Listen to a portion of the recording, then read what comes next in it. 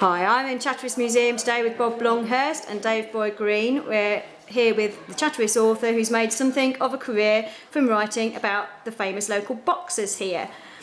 Now, Bob, so you can put your books down now, relax. There we go. Now Bob, many younger people might not know who Eric Boon, who's the subject of your current book, was, and how different the world of boxing was back there in his heyday. Now I know from a little bit of research he was a young Lonsdale belt winner. Could you give a brief description of his career highlights for us? Yes, he started as a schoolboy boxing when he was 13 and he had 29 fights. And at the age of 14 and a half he lost his amateur status because he had the cheek to box a well-known ex-professional on a fairground booth, a guy called Sam Minto. But Sam was a West Indian who had his booth. He travelled all across from Essex to the Midlands, stopped at Chatteris, and Eric couldn't resist the temptation to get in the ring for 10 bob and last the distance, which he did. The amateur authorities found out about it and it was goodbye for him to the amateurs. But not to be disillusioned, he went to Peterborough in the December that year and he issued challenges from the ringside for somebody to fight him as a professional.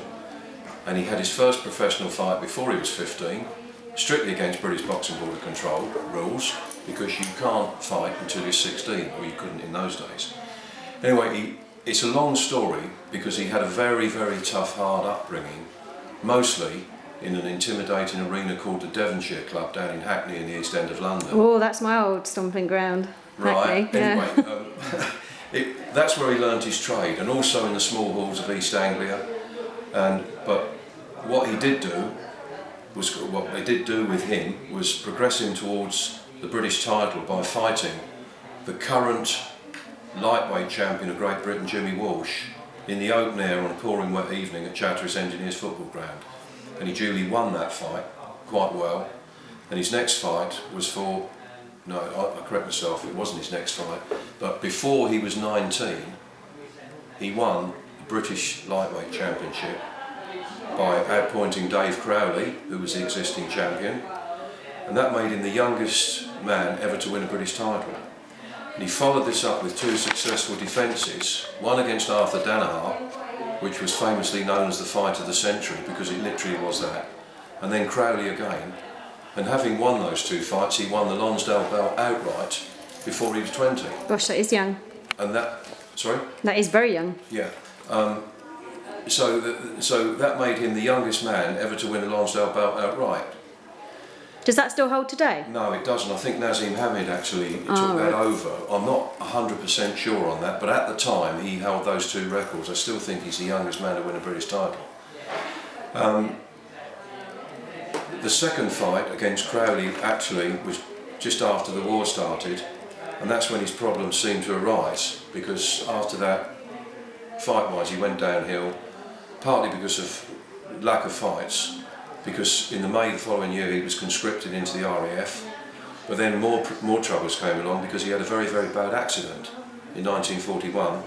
He borrowed a motorcycle, and I say borrowed in quotes, from I think it was Milton Hall RAF base to come back to Chatteris, and on the way back in the blackout he hit a stray cow. He didn't know what it was, he killed the cow outright. He went over the handlebars, hit a 5-bar gate and got a fractured skull. He finished up in hospital in a coma for several days. He was identified as having a blood clot and told he would never fight again. But being Eric Boon, he then fought 7 months later and carried on for about another 10 years. Blimey. He lost his British title eventually in 1944 to Ronnie James, who was a very, very good Welsh boxer. But that was purely and simply because he had to lose so much weight in a quick period of time. He then retired, made a comeback, which was quite successful. And then in 1947 he had the idea of going to South Africa to live, and he had 8 fights over there, and he was paid a tremendous amount of money, far more than he would have got here. He also went into the theatre, played a major role in Golden Boy, which was... Was he not in a Carry On film, somebody told me? Yeah, later on this is. Be patient. Can I disturb you for 1 second? 2 minutes. Sorry.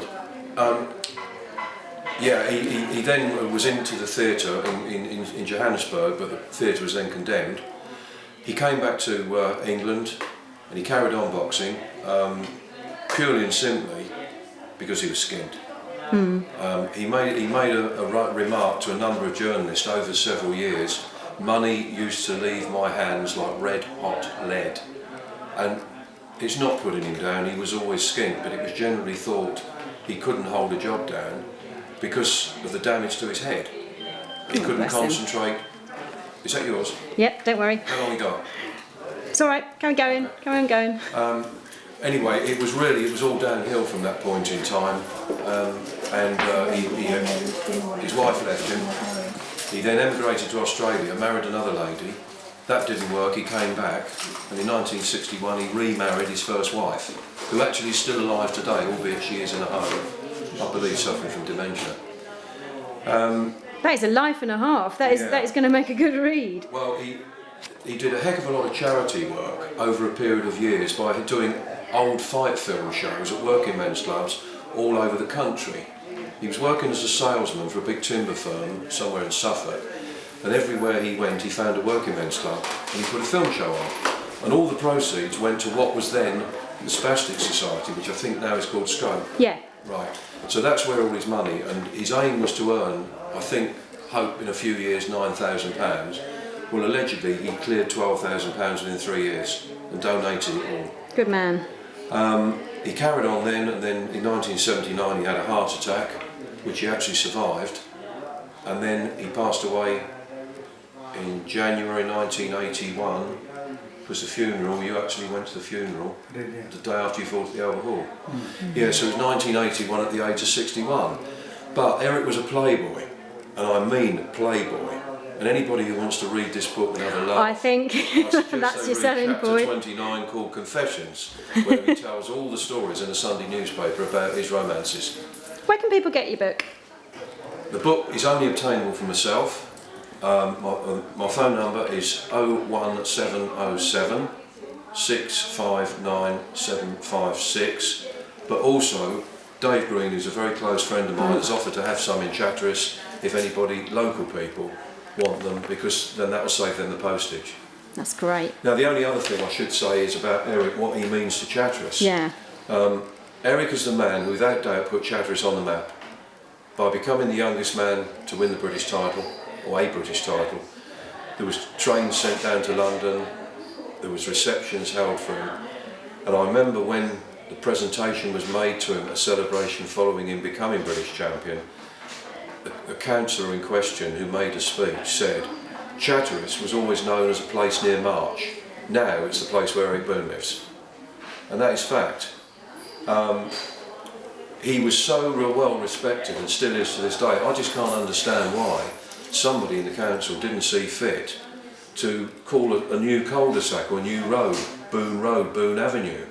And likewise with David. David's now got the MBE. Why not get off the bandwagon, or get onto the bandwagon and give him the freedom of the town? No, I totally agree. There's enough new development going on, isn't there? I mean, I've known really. Dave. I saw all David's London fights, every one of them. I've written his biography. I'm privileged to say he's a very good friend of mine, and I know the charity work he's done.